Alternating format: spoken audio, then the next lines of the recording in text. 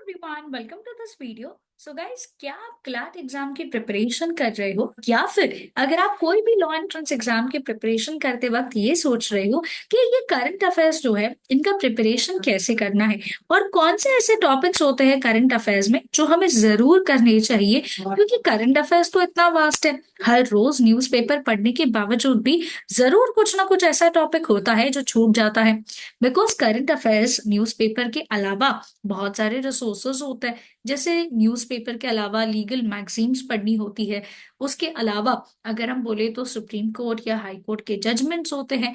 और print media के अलावा जो हमें ऑनलाइन प्रेजेंस ऑफ मीडिया देखने मिलता है वो भी तो है एग्जिस्टेंस में। तो एक पॉइंट पे कितनी सारी चीजें पढ़ने की और उसमें से कैसे ध्यान रखना है कि कौन सी चीज इंपॉर्टेंट है एग्जामिनेशन पॉइंट ऑफ व्यू से, ताकि हम उसे नोट डाउन कर सके। वो इस वीडियो में हम लोग डिस्कस करेंगे कि कौन से ऐसे करंट अफेयर के टॉपिक्स है जो आपको जरूर आने चाहिए अगर आप किसी भी तरीके की लॉ एंट्रेंस एग्जाम का प्रिपरेशन कर रहे हो। तो बहुत इंपॉर्टेंट है गाइस कि एक बार ये चीजें पता हो तो करंट अफेयर के नोट्स जो है हमें धीरे धीरे बनाना स्टार्ट कर देना चाहिए। बिकॉज ये नोट्स फिर आगे चल के हमें रेफरेंस के तरीके से काम में आएंगे, स्पेशली एग्जाम के वक्त, क्योंकि उस टाइम पे बहुत जरूरी हो जाएगा कि हम लोग हमारे बनाए हुए नोट से क्या करें, रिवीजन करें। Revision is the key to success, correct. तो चलिए समझते हैं। सबसे पहला जो है कैटेगरी वो आता है नेशनल न्यूज का। नेशनल न्यूज में बहुत बार स्टूडेंट्स जो कंफ्यूज हो जाते हैं कि हमें बहुत बार पॉलिटिकल न्यूज देखने को मिलता है कि कोई पॉलिटिशियन ने किसी और पर्सन के बारे में ये बोल दिया, या फिर मान के चलो कहीं पे तो मर्डर हो गया, या कहीं पे एग्जाम्पल ले लो कोई क्राइम हो गया। तो क्या ये न्यूज हमारे लिए इम्पोर्टेंट है? The answer is no. ये न्यूज हमारे लिए इम्पोर्टेंट नहीं है। बिकॉज यहाँ पे ये ऐसे छोटे छोटे न्यूज करंट अफेयर नहीं है। ये सिर्फ न्यूज है, हमें बताया जा रहा है कि ये इंसिडेंट या ये पर्टिकुलर चीज जो है ये इस प्लेस पे हुई है। करंट अफेयर्स माने कुछ ऐसी चीजें जो आपके लिए या आप जहां रहते हो सिर्फ उधर के लिए इम्पोर्टेंट नहीं है, पूरे के पूरे देश के लिए क्या बन जाती है, इम्पोर्टेंट बन जाती है। जिसमें हमें जो मेजर गवर्नमेंट पॉलिसीज होती है ये पता होनी चाहिए। बिकॉज गवर्नमेंट जब कोई पॉलिसीज लेके आता है तो उससे बहुत सारी चीजें जुड़ जाती है। जैसे उसे बजट में डिक्लेयर किया जाएगा, फिर वो पॉलिसी के थ्रू कोई स्टेट उस पर्टिकुलर आई वुड से कि फीट को अचीव कर लेगा। कहीं ना कहीं कोई एक ऐसा प्लेस होगा जहां पे उसको डेवलप करने के लिए गवर्नमेंट ने ये स्कीम लाया है। या फिर बेटरमेंट, या फिर हम बोल सकते हैं कि जिस तरीके से चीजें चल रही है उसको और ज्यादा सुप्रीम या बेटर करने के लिए गवर्नमेंट वो पैसे क्या कर रहा है, खर्च कर रहा है। तो ये हमारे लिए इम्पोर्टेंट हो जाएगा। उसके अलावा काफी बार ऐसे भी होता है कि कुछ चीजें जो देश में चल रही है वो भी इम्पोर्टेंट होती है। जैसे एग्जाम्पल ले लीजिए, 2024 में हमें देखने को मिला कि देश में क्या हुए, इलेक्शंस हुए, तो ये इम्पोर्टेंट हो गया। फिर अगर गवर्नमेंट कोई नया एक्ट लेके आ रहा है, जैसे डिजिटल इंडिया एक्ट हो गया या न्यू एजुकेशन पॉलिसी, जिसको लाया तो गया था 2020 में बट अब इम्प्लीमेंट किया जाएगा, तो ऐसे वाले टॉपिक्स हमारे लिए क्या बन जाते हैं, इम्पोर्टेंट बन जाते हैं। उसके अलावा बहुत सारे कॉन्स्टिट्यूशनल अमेंडमेंट्स हमें देखने को मिलते हैं सुप्रीम कोर्ट के जजमेंट्स में। जैसे एग्जांपल ले लीजिए, आर्टिकल 370 हो गया, आर्टिकल 377 हो गया। फिर रेप को लेके सुप्रीम कोर्ट ने टू फिंगर टेस्ट जो है ये बैन कर दिया। सबरीमला केस का जजमेंट हो गया। या फिर अगर हम बात करें तो ऐसे कुछ लैंडमार्क केसेस जो डायरेक्टली या indirectly a huge number of people को क्या कर रहे हैं, अफेक्ट कर रहे हैं। तो ये इंपॉर्टेंट है। उसके अलावा जो गवर्नमेंट बॉडीज होती है उधर के जो की इंपॉर्टेंट अपॉइंटमेंट्स होते हैं, जैसे एग्जांपल ले लीजिए, चीफ इलेक्शन कमिश्नर जो है उन्हें अपॉइंट किया गया, आरबीआई के गवर्नर हो गए, ठीक है। उसके अलावा एग्जाम्पल ले लो कि इस वक्त हमें देश में देखने को मिला कि जो नीट एग्जाम कंडक्ट करी जाती है उसमें फ्रॉड हुआ, करेक्ट। तो यहाँ पे बहुत सारे एलिगेशंस लगाए गए गवर्नमेंट के ऊपर, नेशनल टेस्टिंग एजेंसी के ऊपर। तो यहाँ पे जो करंट अफेयर से रिलेटेड है, यहाँ पे हमें उसका स्टैटिक पार्ट पता होना चाहिए कि उस ऑर्गेनाइजेशन का या फिर उस इम्पोर्टेंट पोजीशन पे कौन सा पर्सन जो है वो वहां पे अपॉइंट किया गया है। और फिर कोई भी अपडेट जो देश की इंटरनल सिक्योरिटी को लेके हो कि कैसे डेवलपमेंट्स हमें देखने को मिल रहे हैं। जम्मू एंड कश्मीर में एग्जांपल ले लीजिए, पहली बार इलेक्शंस हुए। नॉर्थ ईस्ट इंडिया में हमें देखने को मिल रहा है कि पॉलिटिकल अनरेस्ट है काफी ज्यादा। तो ये कुछ टॉपिक्स क्या बन जाएंगे, इम्पोर्टेंट बन जाएंगे। उसके अलावा नेक्स्ट जो टॉपिक आता है वो है इंटरनेशनल न्यूज। इंटरनेशनल न्यूज में की इम्पोर्टेंट इंटरनेशनल समिट्स जो है वो हमारे लिए इम्पोर्टेंट है। स्पेशली अगर इंडिया उसका क्या है, अगर उस ऑर्गेनाइजेशन का मेंबर है, या फिर अगर इंडिया को उस मीटिंग में इनवाइट किया गया था, तो ये हमारे लिए क्या बन जाएगा, इम्पोर्टेंट बन जाएगा। जैसे G20 समिट, अब G20 समिट 2023 में इंडिया ने इसको होस्ट किया हुआ था। बहुत सारे पॉलिटिकल और जियो पॉलिटिकल डिसीजंस यहाँ पे लिए गए थे, और उसका इम्प्लीमेंटेशन अब तक चल रहा है, कुछ ऑलरेडी इम्प्लीमेंटेशन होना स्टार्ट हो गया है। तो ये हमारे लिए क्या है, इम्पोर्टेंट है। और बिकॉज G20 एक इम्पोर्टेंट पॉलिटिकल ऑर्गेनाइजेशन है, तो आगे चल के ये नेक्स्ट जो है इसको कौन सी कंट्री होस्ट कर रही है, फिर उस साल का थीम क्या था, उस वक्त कौन से इम्पोर्टेंट डिसीजंस लिए गए, ये सारी बातें हमारे लिए क्या होंगी, इम्पोर्टेंट हो जाएंगी। उसके अलावा नेक्स्ट, अगर कोई भी मेजर इंटरनेशनल ट्रीटी या फिर अलायंस अगर इंडिया साइन करता है, या फिर अगर इंडिया उसमें जो है पार्टिसिपेट करता है, तो वो हमारे लिए इम्पोर्टेंट होगा। जैसे क्वाड समिट हो गया, इंडो पैसिफिक्स अलग अलग स्ट्रैटेजीज जो बनाई जा रही है उसमें हो गया, फिर यूएन में इंडिया का वोटिंग हो गया। उसके अलावा अगर हम देखें तो COP28 या COP29 की जो मीटिंग्स होती है, ये इंपॉर्टेंट हो जाएगी, जो क्लाइमेट रिलेटेड है बेसिकली। तो ये सारे टॉपिक्स और जो सारी इंटरनेशनल ट्रीटीज है जिसमें इंडिया या फिर अगर वर्ल्ड कनेक्ट हो रहा है बट वो इंडिया को अलायंस अफेक्ट कर रहा है, वो पार्ट हमारे लिए क्या बन जाएगा, इम्पोर्टेंट बन जाएगा।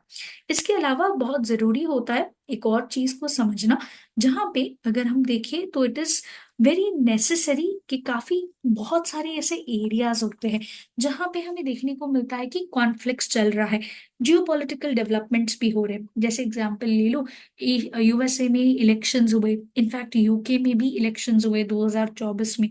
उसके अलावा अभी टेंशन्स जो चल रहे हैं रशिया यूक्रेन के बीच में, इसराइल पैलेस्टाइन को के बीच में चल रहे हैं, ईरान और इराक जो है वहां पे हमें देखने को मिल रहा है कि वो वॉर में चले गए। तो ये इम्पोर्टेंट है कि ऐसा कौन से ऐसे कारण है या वहां पे ऐसी क्या चीजें हो रही है, और उसके बारे में आपको अपडेट पता होनी चाहिए। स्पेशली अगर इंडिया उस चीज में अगर कोई डिप्लोमेटिक विजिट करता है, जैसे एग्जांपल ले लो कि prime minister Narendra Modi Russia Ukraine visit की, इम्पोर्टेंट है कि वहां पे क्या हुआ, कौन से डिसीजंस लिए गए। ये सारी बातें जो डायरेक्टली या इनडायरेक्टली इंडिया को इम्पैक्ट करती है, ये हमारे लिए क्या बन जाएंगी, इम्पोर्टेंट बन जाएंगी। नेक्स्ट जो आता है वो सारी अपडेट्स जो एनवायरनमेंट और क्लाइमेट चेंज को लेकर है। अब guys, climate change has become a major concern across the world, right?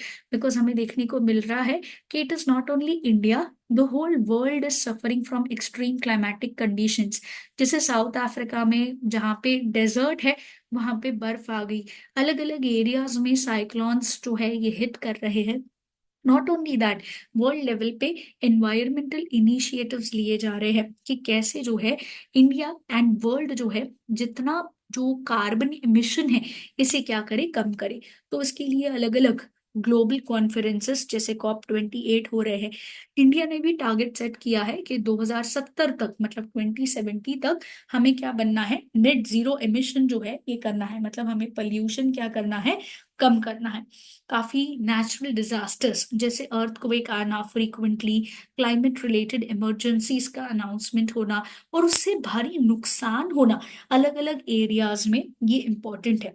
और यहाँ पे जो स्टेप्स लिए जा रहे हैं इसको कर्ब करने के लिए, जैसे जो एनवायरमेंटल इनिशिएटिव्स हैं वो कैसे हम नेट जीरो एमिशन तक पहुंच सकते हैं, पोल्यूशन कैसे कम कर सकते हैं, ये सारी चीजें भी हमारे लिए क्या बन जाएंगी, इम्पोर्टेंट बन जाएंगी।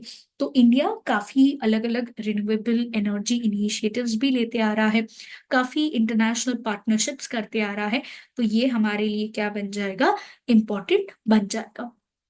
उसके बाद जो next legal and judicial updates है, जैसे लैंडमार्क जजमेंट्स जो सुप्रीम कोर्ट ऑफ इंडिया के द्वारा आते हैं एज अ सिटीजन, तो आपको नेशनल न्यूज के द्वारा पता चल जाएगा। बट बिकॉज आप एक लॉ स्टूडेंट हो तो आपको थोड़ा डिटेल में पता होना चाहिए। जो लैंडमार्क जजमेंट्स आते हैं सुप्रीम कोर्ट ऑफ इंडिया के द्वारा, जैसे राइट टू प्रिवेसी को लेके आ गया, आधार कार्ड को लेके आ गया, freedom of speech, fundamental rights का वृत पिटिशंस, फिर अयोध्या केस का जजमेंट हो गया, फिर सेक्सुअल हरासमेंट के जो केसेस है एटसेट्रा। तो ये सारी चीजें जो लैंडमार्क जजमेंट्स है सुप्रीम कोर्ट के द्वारा, हमारे लिए इंपॉर्टेंट हो जाएंगे।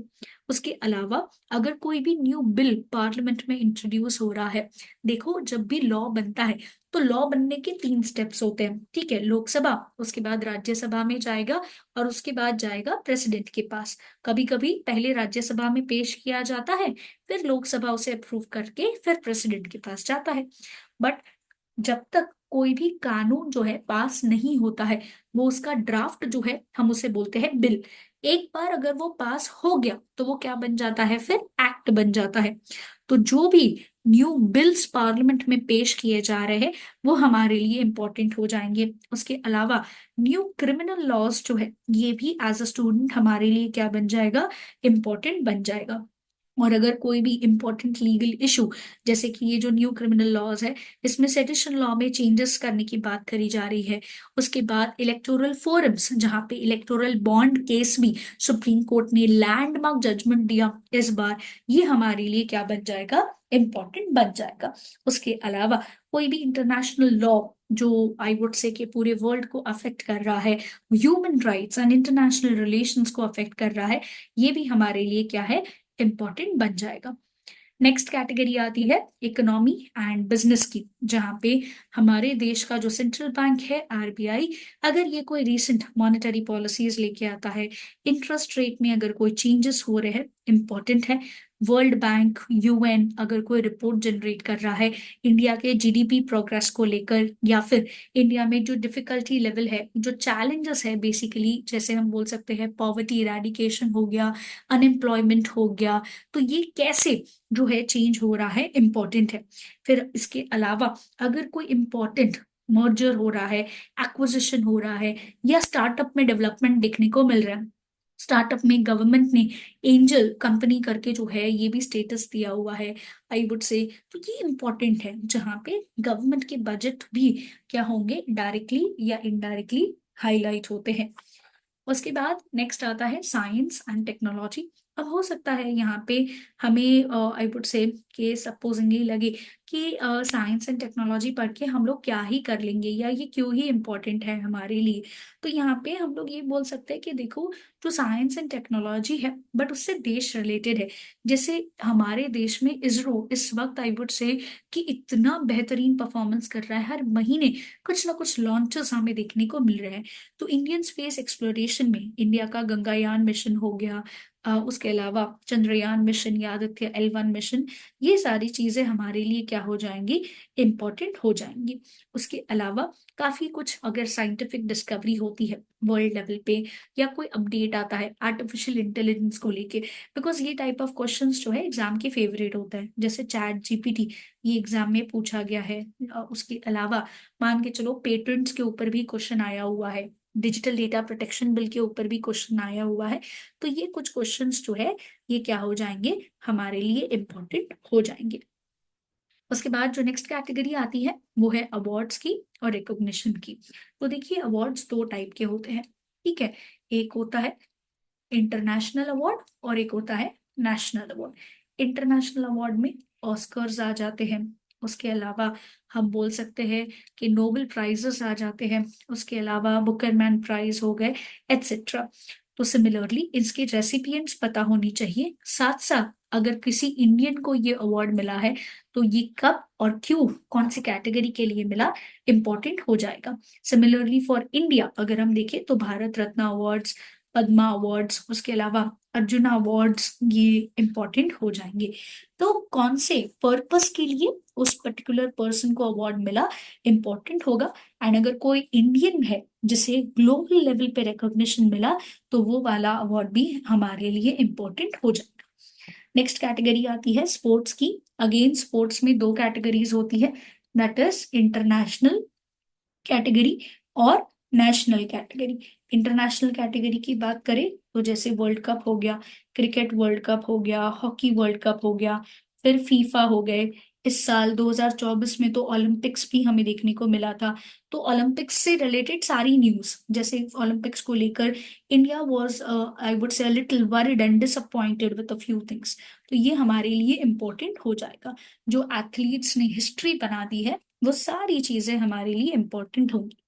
उसके अलावा आर्ट्स एंड कल्चर, जहाँ पे कल्चरल एंड हम बोल सकते हैं हेरिटेज रिकॉग्निशंस इंडिया को या फिर इंडिया के प्लेसेस को मिले हैं, ये इम्पोर्टेंट हो जाएगा। उसके अलावा यहाँ पे हम बोल सकते हैं कि बहुत सारी इंपॉर्टेंट या छोटी चीजें होती है।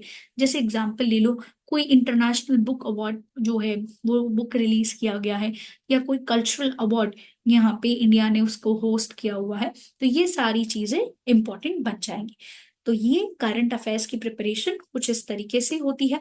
अब स्टार्ट कर दीजिए अपनी प्रिपरेशन जल्द से जल्द, बिकॉज ये इतनी सारी चीजें सही तरीके से और सही आई वुड से कि कंटेंट से पढ़ना बहुत ज्यादा हमारे लिए क्या बन जाता है, जरूरी बन जाता है। तो start your preparation right away. Video care एक कोचिंग इंस्टीट्यूट है जो आपको क्लासरूम लाइव क्लास और वीडियो रिकॉर्डेड लेक्चर्स जो है ये प्रोवाइड करता है।